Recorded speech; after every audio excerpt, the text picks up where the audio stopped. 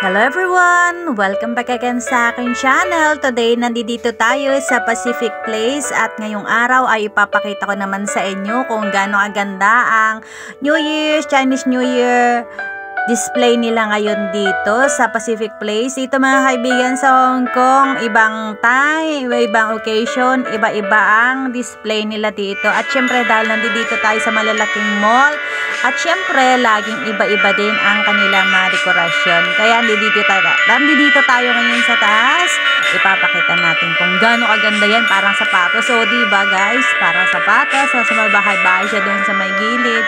Puntahan natin yan sa baba para makita ninyo kung gaano kaganda. At kita nyo naman, ceiling pa lang ng mall na to. Super ganda na. Kung di pa kayo nakakapunta dito mga kaibigan, puntahan nyo na. Madali lang pumunta dito. Mag-tram lang kayo. Mag-tram papuntang Admiralty, Lipo Center, United Center, o Pacific Place. O kung hindi naman kayo mag-tram, pwede rin naman kayong mag-train, mag-MTR kayo, bababa kayo ng Admiralty Station. Ayan. O diba, ang ganda ng ceiling nila, napakaganda ng mall na to mga kaibigan. At hindi crowded ang mall na to, meron din kayo mauupuan dito kung gusto nyo po. Ngayon nandito na tayo sa baba at eto nga ang decoration nila dito. Stay tuned mga kaibigan, panoorin ninyo to kasi maraming parte ng place nito ang ipapakita natin sa inyo. Ayan. Dito yung sa harapan, syempre, at sa mayroon pang 4 na parte dyan sa likuran. Kaya ipapakita natin. Stay tuned, panoorin ninyo hanggang dulo para makita ninyo kung gaano kaganda ang mga display nila dito. Dito kailangan laging maraming bulaklak at syempre ang pinaka-importante ditong display nila mga kaibigan ay yung cherry blossom, because cherry blossom daw ay nagsisimbolo ng pagmamahal at syempre ang luckiness. Diba mga kaibigan? Kaya panoorin ninyo. Salamat sa inyo. Stay tuned. Enjoy watching.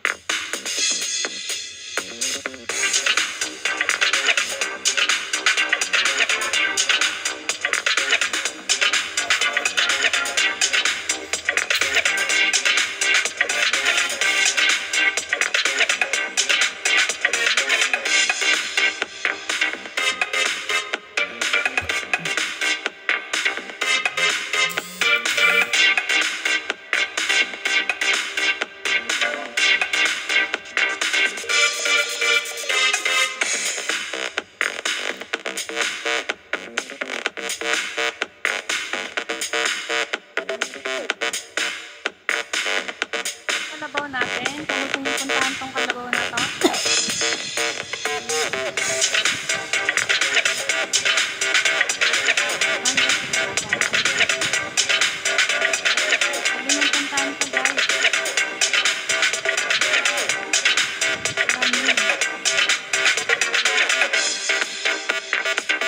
And this is it again guys, dito na ulit nagtatapos ang ating palabas today. Ngayon, nandito tayo sa Exchange Square ng Hong Kong.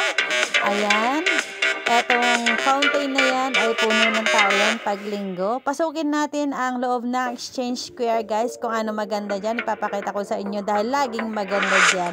Sa mga nakarating po sa dulo ng ating video, salamat po sa inyong suporta. Salamat sa inyong panonood. Please don't forget to subscribe, like, and share. Kung di pa po kayo nakapag-subscribe, salamat po sa inyong lahat. Ang ganda dito, diba guys? Hanggang sa muli. Thank you guys for watching. Bye-bye.